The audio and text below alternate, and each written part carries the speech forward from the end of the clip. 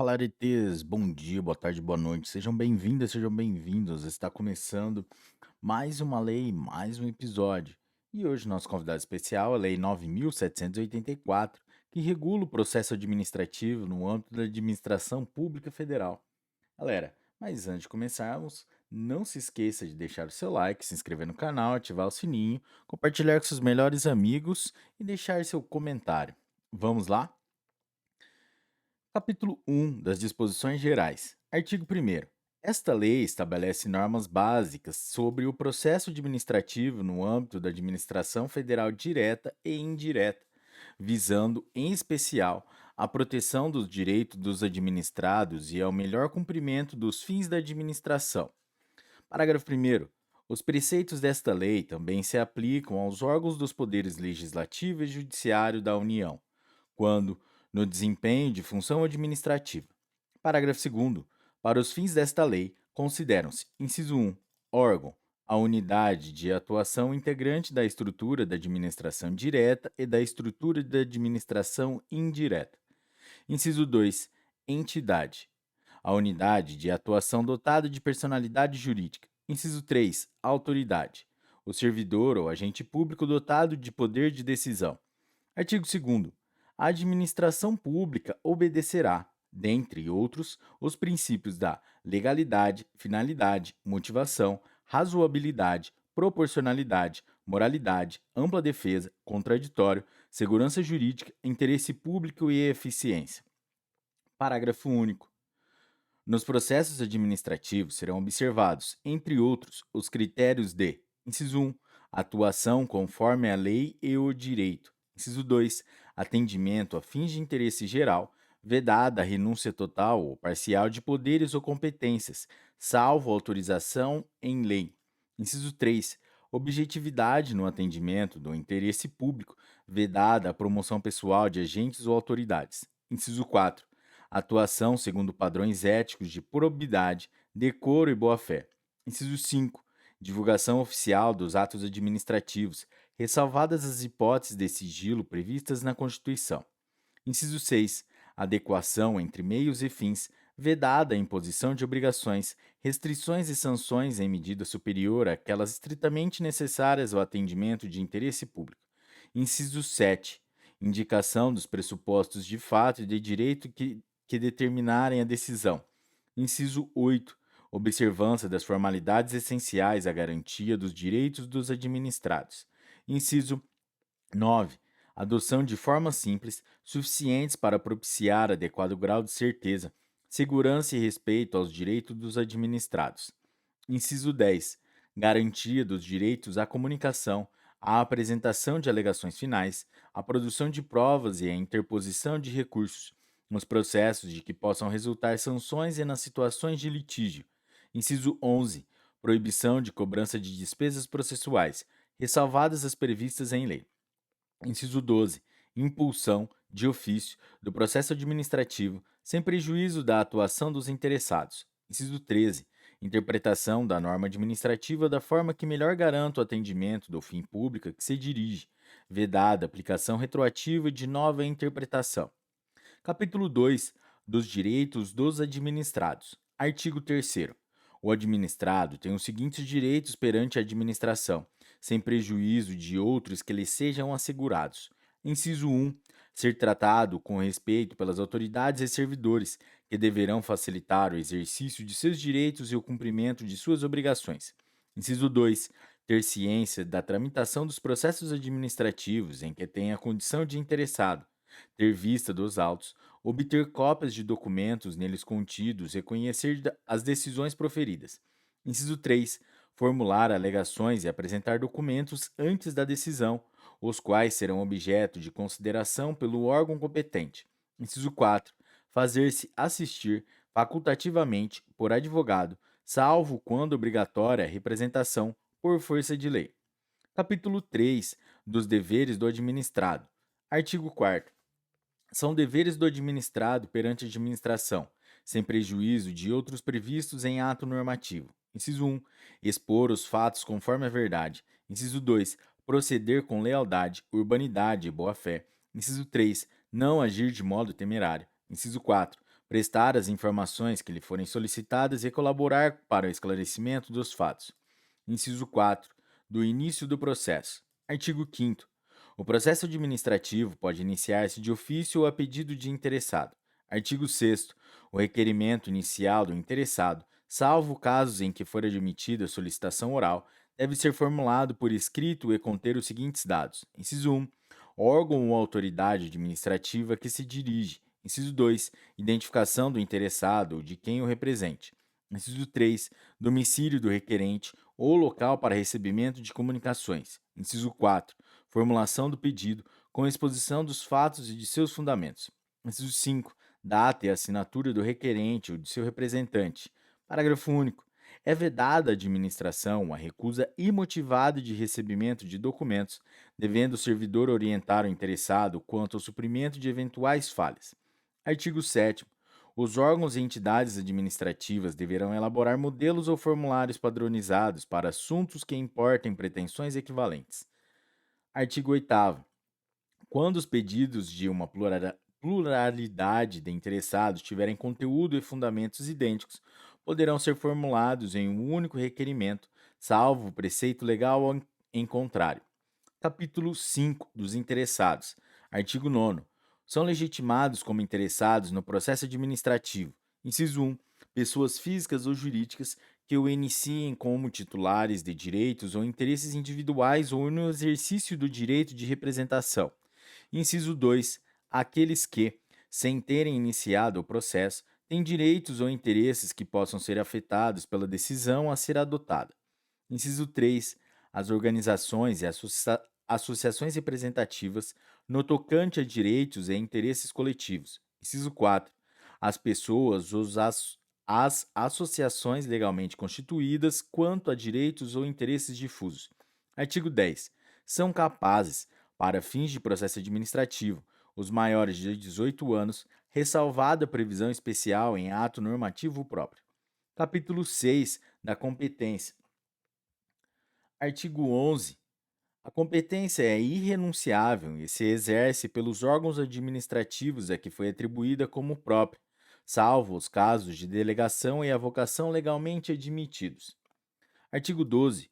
Um órgão administrativo e seu titular poderão, se não houver impedimento legal, delegar parte da sua competência a outros órgãos ou titulares, ainda que estes não lhe sejam hierarquicamente subordinados, quando for conveniente, em razão de circunstâncias de índole técnica, social, econômica, jurídica ou territorial.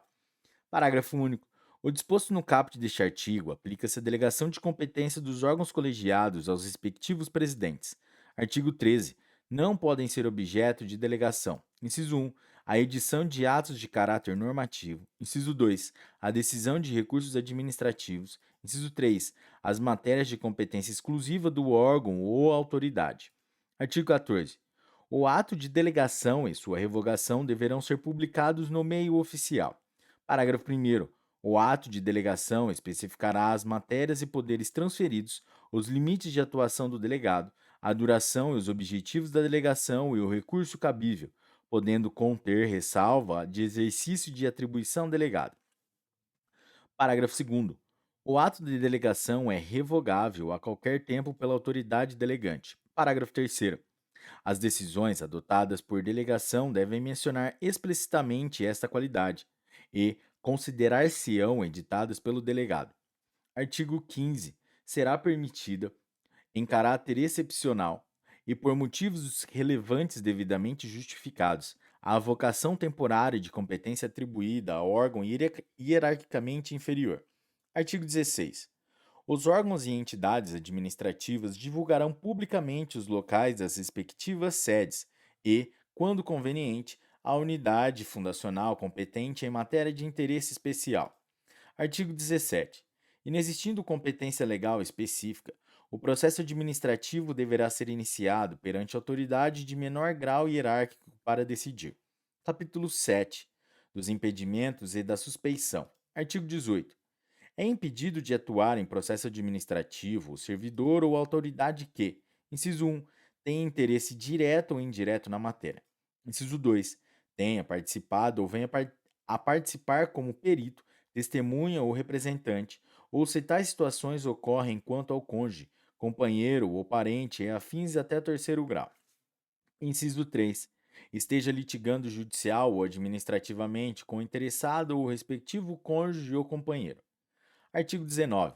A autoridade ou servidor que incorrer em impedimento deve comunicar o fato à autoridade competente, abstendo-se de atuar. Parágrafo único. A omissão do dever de comunicar o impedimento constitui falta grave para efeitos disciplinares. Artigo 20. Pode ser arguida a suspeição de autoridade ou servidor que tenha amizade íntima ou inimizade notória com algum dos interessados ou com os respectivos cônjuges, companheiros, parentes e afins até o terceiro grau. Artigo 21. O indeferimento de alegação de suspeição poderá ser objeto de recurso, sem efeito suspensivo. Capítulo 8. Da forma, tempo e lugar dos atos do processo. Artigo 22. Os atos do processo administrativo não dependem de forma determinada, senão quando a lei expressamente a exigir. Parágrafo 1º. Os atos do processo devem ser produzidos por escrito, em vernáculo, com a data e o local de sua realização e assinatura da autoridade responsável. Parágrafo 2º. Salvo imposição legal, o reconhecimento de firma somente será exigido quando houver dúvida de autenticidade. Parágrafo 3º. A autenticação de documentos exigidos em cópia poderá ser feita pelo órgão administrativo. Parágrafo 4º.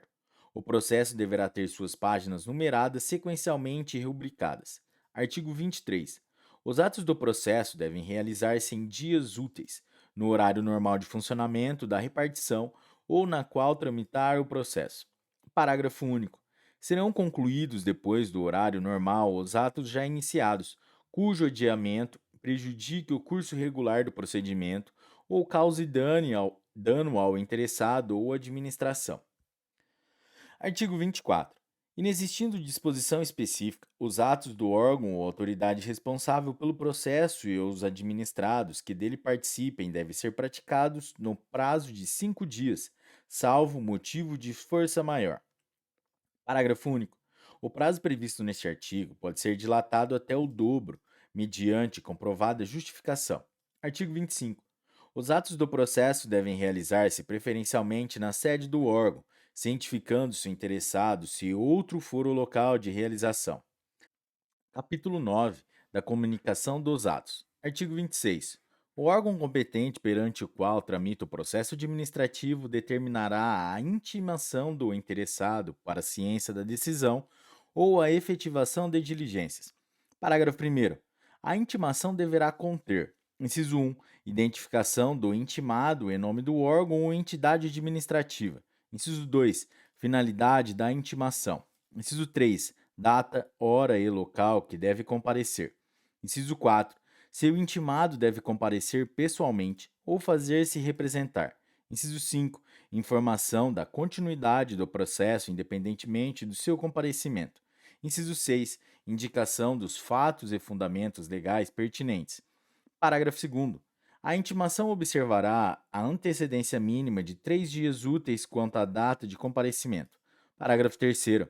A intimação pode ser efetuada por ciência no processo, por via postal, com aviso de recebimento, por telegrama ou outro meio que assegure a certeza da ciência do interessado. Parágrafo 4º. No caso de interessados indeterminados, desconhecidos ou com domicílio indefinido, a intimação deve ser efetuada por meio de publicação oficial. Parágrafo 5º. As intimações serão nulas quando feitas sem observância das prescrições legais, mas o comparecimento do administrado supre sua falta ou irregularidade. Artigo 27. O desatendimento da intimação não importa o reconhecimento da verdade dos fatos, nem a renúncia a direito pelo administrado. Parágrafo único. No prosseguimento do processo, será garantido o direito de ampla defesa ao interessado. Artigo 28. Devem ser objeto de intimação os atos de processo que resultem para o interessado em imposição de deveres, ônus, sanções ou restrição ao exercício de direitos e atividades e os atos de outra natureza de seu interesse. Capítulo 10. Da instrução. Artigo 29.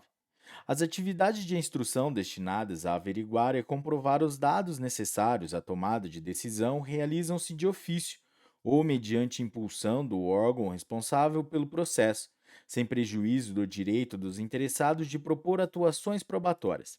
Parágrafo primeiro.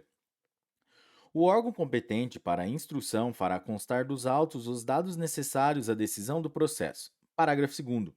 Os atos de instrução que exijam a atuação dos interessados devem realizar-se de modo menos oneroso para estes. Artigo 30. São inadmissíveis no processo administrativo as provas obtidas por meios ilícitos. Artigo 31. A matéria do processo, quando a matéria do processo envolver assunto de interesse geral, o órgão competente poderá, mediante despacho motivado, abrir período de consulta pública para manifestação de terceiros antes da decisão do pedido, se não houver prejuízo para a parte interessada. Parágrafo primeiro. A abertura da consulta pública será objeto de divulgação pelos meios oficiais, a fim de que pessoas físicas ou jurídicas possam examinar os autos, fixando-se prazo para oferecimento de alegações escritas. Parágrafo segundo. O comparecimento à consulta pública não confere, por si, a condição de interessado do processo, mas confere o direito de obter à administração resposta fundamentada, que poderá ser comum a todas as alegações substancialmente iguais. Artigo 32. Antes da tomada da decisão, a juízo da autoridade, diante da relevância da questão, poderá ser realizada audiência pública para debate sobre a matéria do processo. Artigo 33. Os órgãos e entidades administrativas, em matéria relevante, poderão estabelecer outros meios de participação de administrados, diretamente ou por meio de organizações e associações legalmente reconhecidas. Artigo 34. Os resultados da consulta e audiência pública e de outros meios de participação de administrados deverão ser apresentados com a indicação do procedimento adotado. Artigo 35. Quando necessária a instrução do processo, a audiência de outros órgãos ou entidades administrativas poderá ser realizada em reunião conjunta, com a participação de titulares ou representantes dos órgãos competentes, lavrando-se a respectiva ata a ser juntada aos autos. Artigo 36. Cabe ao interessado a prova dos fatos que tenha alegado, sem prejuízo do dever atribuído ao órgão competente para a instrução e o disposto no artigo 37 desta lei. Artigo 37. Quando o interessado declarar que fatos e dados registrados em documentos existentes na própria administração responsável pelo processo ou em outro órgão administrativo, o órgão competente para a instrução promoverá, de ofício, a obtenção dos documentos ou as respectivas cópias. Artigo 38. O interessado poderá, na fase instrutória e antes da tomada da decisão, juntar documentos e pareceres, requerer diligências e perícias, bem como aduzir alegações referentes à matéria objeto do processo. Parágrafo primeiro. Os elementos probatórios deverão ser considerados na motivação do relatório e da decisão. Parágrafo segundo. Somente poderão ser recusadas mediante decisão fundamentada as provas propostas pelos interessados quando sejam ilícitas, impertinentes, desnecessárias ou protelatórias. Artigo 39. Quando for necessária a prestação de informações ou a apresentação de provas pelos interessados ou terceiros, serão expedidas intimações para esse fim, mencionando-se data, prazo, forma e condições de atendimento. Parágrafo único. Não sendo atendida a intimação, poderá o órgão competente, se entender relevante a matéria, suprir de ofício a omissão, não se eximindo de proferir a decisão. Artigo 40. Quando dados, atuações ou documentos solicitados ao interessado forem necessários à apreciação de pedido formulado, o não atendimento no prazo fixado pela administração para a respectiva apresentação implicará arquivamento do processo. Artigo 41. Os interessados serão intimados de prova ou diligência ordenada, com antecedência mínima de 3 dias úteis, mencionando-se data, hora e local de realização. Artigo 42. Quando deva ser obrigatoriamente ouvido um órgão consultivo, o parecer deverá ser emitido no prazo de 15 dias, salvo norma especial ou comprovada necessidade de maior prazo. Parágrafo primeiro. Se um parecer obrigatório e vinculante deixar de ser emitido no prazo fixado, o processo não terá seguimento até a respectiva apresentação, responsabilizando-se quem der causa ao atraso. Parágrafo segundo. Se um parecer obrigatório e não vinculante deixar de ser emitido no prazo fixado, o processo poderá ter prosseguimento e ser decidido com sua dispensa, sem prejuízo da responsabilidade de quem se omitiu no atendimento. Artigo 43. Quando por disposição de ato normativo devam ser previamente obtidos laudos técnicos de órgãos administrativos e estes não cumpriram o encargo no prazo assinalado, o órgão responsável pela instrução deverá solicitar laudo técnico de outro órgão dotado de qualificação e capacidade técnica equivalentes. Artigo 44. Encerrada a instrução, o interessado terá o direito de manifestar-se no prazo máximo de prazo de 10 dias, salvo se outro prazo for legalmente fixado. Artigo 45.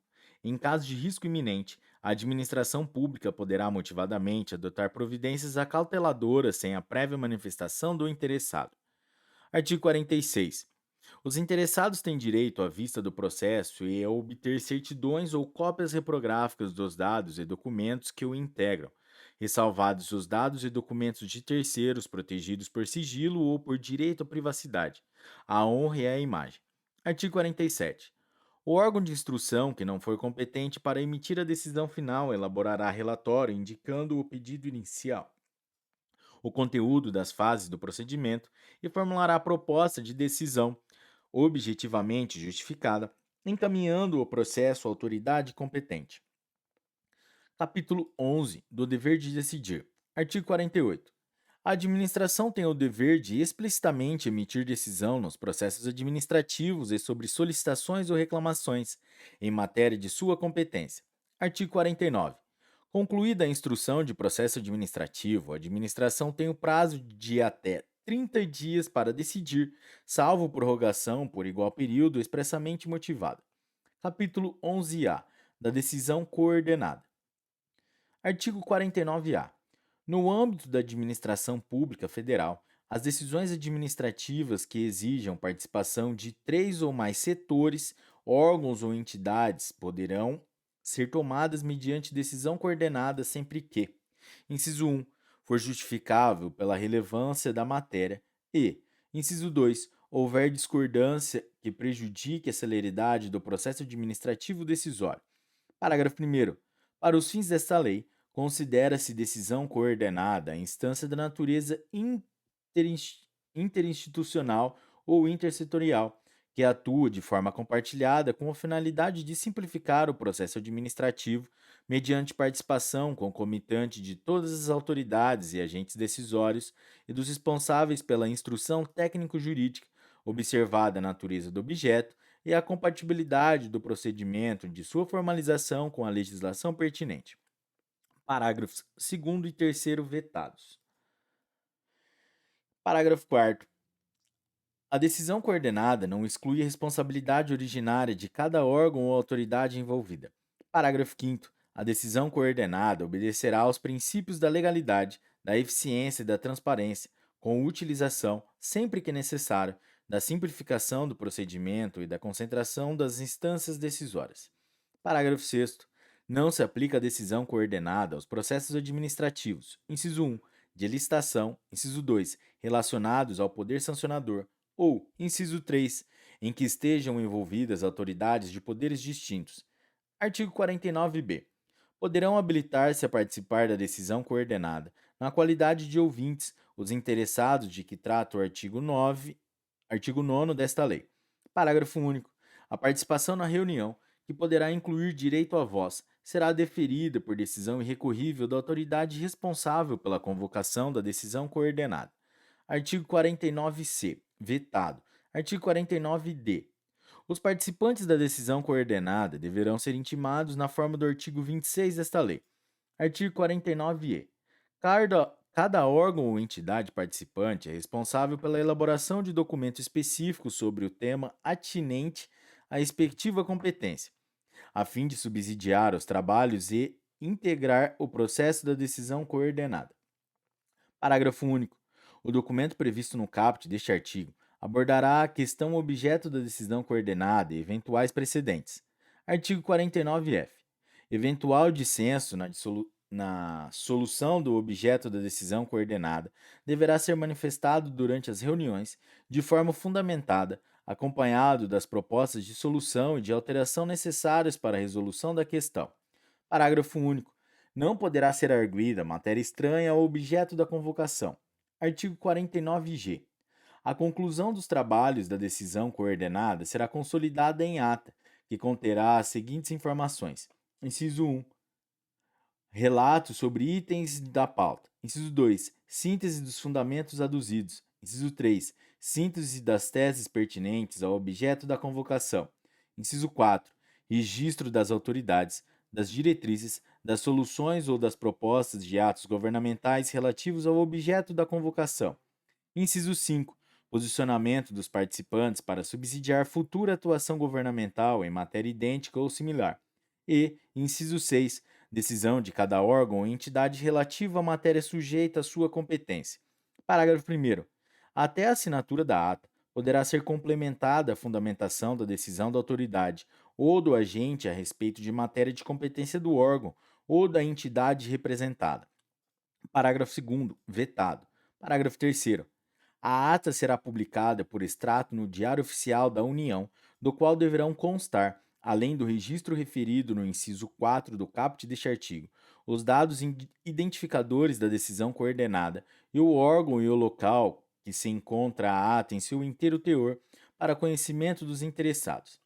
Capítulo 12 da motivação. Artigo 50. Os atos administrativos deverão ser motivados com indicação dos fatos e dos fundamentos jurídicos quando, inciso 1, neguem, limitem ou afetem direitos ou interesses. Inciso 2, imponham ou agravem deveres, encargos ou sanções. Inciso 3, decidam processos administrativos de curso ou seleção pública.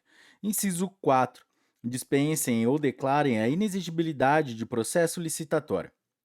Inciso 5, decidam recursos administrativos. Inciso 6, decorram de reexame de ofício. Inciso 7, deixem de aplicar jurisprudência firmada sobre questão ou discrepem de pareceres, laudos, propostas e relatórios oficiais. Inciso 8, importem em anulação, revogação, suspensão ou convalidação de ato administrativo. Parágrafo 1º. A motivação deve ser explícita, clara e congruente, podendo consistir em declaração de concordância com fundamentos de anteriores pareceres, informações, decisões ou propostas, que, neste caso, serão parte integrante do ato. Parágrafo 2º. Na solução de vários assuntos da mesma natureza, pode ser utilizado meio mecânico que reproduza os fundamentos das decisões, desde que não prejudique direito ou garantia dos interessados. Parágrafo 3º.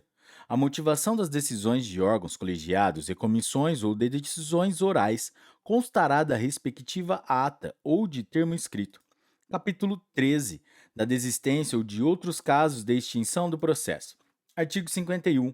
O interessado poderá, mediante manifestação escrita, desistir total ou parcialmente do pedido formulado ou, ainda, renunciar a direitos disponíveis. Parágrafo 1º. Havendo vários interessados, a desistência ou renúncia atinge somente quem a tenha formulado. Parágrafo 2º. A desistência ou a renúncia do interessado, conforme o caso, não prejudica o prosseguimento do processo, se a administração considerar que o interesse público assim o exige. Artigo 52. O órgão competente poderá declarar extinto o processo quando exaurida sua finalidade ou o objeto da decisão se tornar impossível, inútil ou prejudicado por fato superveniente. Capítulo 14 da anulação, revogação e convalidação. Artigo 53. A administração deve anular seus próprios atos quando eivados de vício de legalidade e pode revogá-los por motivo de conveniência ou oportunidade, respeitados os direitos adquiridos. Artigo 54. O direito da administração de anular os atos administrativos de que decorram efeitos favoráveis para os destinatários decai em 5 anos, contados da data em que foram praticados, salvo comprovada má-fé. Parágrafo 1º. No caso de efeitos patrimoniais contínuos, o prazo de decadência contar-se-á da percepção do primeiro pagamento. Parágrafo 2º. Considera-se exercício do direito de anular qualquer medida de autoridade administrativa que importe impugnação à validade do ato. Artigo 55. Em decisão na qual se evidencie não acarretarem lesão ao interesse público nem prejuízo a terceiros, os atos que apresentarem defeitos sanáveis poderão ser convalidados pela própria administração. Capítulo 15 do recurso administrativo e da revisão. Artigo 56. Das decisões administrativas cabe recurso em face de razões de legalidade e de mérito. Parágrafo primeiro. O recurso será dirigido à autoridade que proferiu a decisão, a qual, se não a reconsiderar no prazo de 5 dias, o encaminhará à autoridade superior. Parágrafo segundo. Salvo exigência legal, a interposição de recurso administrativo independe de caução. Parágrafo terceiro. Se o recorrente alegar que a decisão administrativa contraria enunciado da súmula vinculante, caberá à autoridade prolatora da decisão impugnada, se não a reconsiderar, explicitar, antes de encaminhar o recurso à autoridade superior, as razões da aplicabilidade ou inaplicabilidade da súmula, conforme o caso. Artigo 57. O recurso administrativo tramitará no máximo por 3 instâncias administrativas, salvo disposição legal diversa. Artigo 58. Tem legitimidade para interpor recurso administrativo. Inciso 1. Os titulares de direitos e interesses que forem parte no processo. Inciso 2. Aqueles cujos direitos ou interesses forem indiretamente afetados pela decisão recorrida. Inciso 3. As decisões e associações representativas no tocante a direitos e interesses coletivos. Inciso 4. Os cidadãos ou associações, quanto a direitos ou interesses difusos. Artigo 59. Salvo disposição legal específica, é de 10 dias o prazo para a interposição de recurso administrativo, contado a partir da ciência ou divulgação oficial da decisão recorrida. Parágrafo 1º. Quando a lei não fixar prazo diferente, o recurso administrativo deverá ser decidido no prazo máximo de 30 dias, a partir do recebimento dos autos pelo órgão competente. Parágrafo 2º. O prazo mencionado no parágrafo anterior poderá ser prorrogado por igual período, ante a justificativa explícita. Artigo 60. O recurso interpõe-se por meio de requerimento no qual o recorrente deverá expor os fundamentos do pedido de reexame, podendo juntar os documentos que julgar convenientes. Artigo 61. Salvo disposição legal em contrário, o recurso não tem efeito suspensivo. Parágrafo único. Havendo justo receio de prejuízo de difícil ou incerta reparação decorrente da execução, a autoridade recorrida ou a imediatamente superior poderá, de ofício ou a pedido, dar efeito suspensivo ao recurso. Artigo 62. Interposto o recurso, o órgão competente para dele conhecer deverá intimar os demais interessados para que, no prazo de 5 dias úteis, apresentem alegações. Artigo 63. O recurso não será conhecido quando interposto. Inciso 1, fora do prazo. Inciso 2, perante órgão incompetente. Inciso 4, após exaurida a esfera administrativa. Parágrafo 1º. Na hipótese do inciso 2, será indicada ao recorrente a autoridade competente, sendo-lhe devolvido o prazo para recurso. Parágrafo 2º. O não conhecimento do recurso não impede a administração de rever de ofício o ato ilegal, desde que não ocorrida preclusão administrativa. Artigo 64. O órgão competente para decidir o recurso poderá confirmar, modificar, anular ou revogar, total ou parcialmente, a decisão recorrida, se a matéria for de sua competência. Parágrafo único. Se da aplicação do disposto nesse artigo puder decorrer gravame à situação do recorrente, este deverá ser cientificado para que formule suas alegações antes da decisão. Artigo 64-A.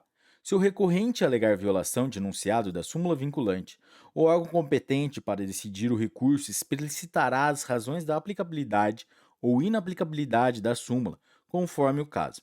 Artigo 64-B.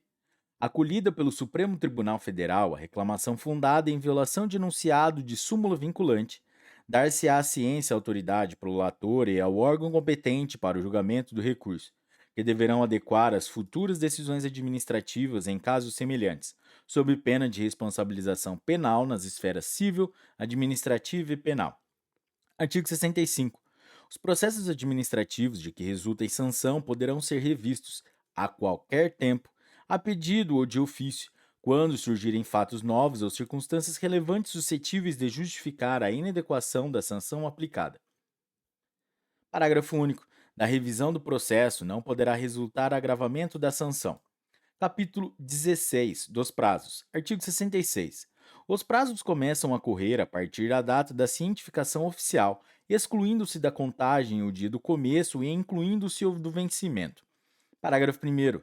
Considera-se prorrogado o prazo até o primeiro dia útil seguinte se o vencimento cair em dia em que não houver expediente ou este for encerrado antes da hora normal. Parágrafo 2º.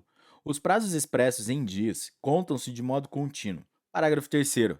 Os prazos fixados em meses ou anos contam-se de data a data, se no mês do vencimento não houver o dia equivalente àquele do início do prazo. Tem-se como termo o último dia do mês. Artigo 67. Salvo motivo de força maior devidamente comprovado, os prazos processuais não se suspendem. Capítulo 17 das sanções. Artigo 68. As sanções, a serem aplicadas por autoridade competente, terão natureza pecuniária ou consistirão em obrigação de fazer ou de não fazer, assegurado sempre o direito de defesa. Capítulo 18 das disposições finais. Artigo 69. Os processos administrativos específicos continuarão a reger-se por lei própria, aplicando-se-lhe apenas subsidiariamente os preceitos desta lei. Artigo 69-A. Terão prioridade na tramitação, em qualquer órgão ou instância, os procedimentos administrativos em que figure como parte ou interessado. Inciso 1. Pessoa com idade igual ou superior a 60 anos. Inciso 1. Pessoa portadora de deficiência, física ou mental. Inciso 3. Vetado. Inciso 4. Pessoa portadora de tuberculose ativa, esclerose múltipla, neoplasia maligna, hanseníase, paralisia irreversível e incapacitante, cardiopatia grave, doença de Parkinson, espondiloartrose anquilosante, nefropatia grave, hepatopatia grave, estados avançados da doença de Paget, osteoide deformante, contaminação por radiação, síndrome de imunodeficiência adquirida ou outra doença grave, com base em conclusão da medicina especializada, mesmo que a doença tenha sido contraída após o início do processo. Parágrafo 1º. A pessoa interessada na obtenção do benefício, juntando prova de sua condição, deverá requerê-lo à autoridade administrativa competente, que determinará as providências a serem cumpridas. Parágrafo 2º. Deferida a prioridade, os autos receberão identificação própria que evidencie o regime de tramitação prioritária. Parágrafos 3º e 4º vetados. Artigo 70. Essa lei entra em vigor na data de sua publicação. Galera, é isso aí. Mais uma meta batida, mais uma lei completada aqui. Galera, se você chegou até aqui, meus parabéns. Meta cumprida. Lei 9.784, que trata sobre processo administrativo, cumprida com sucesso, galera. É isso aí, meus parabéns. E até a próxima lei. Bons estudos. Tchau.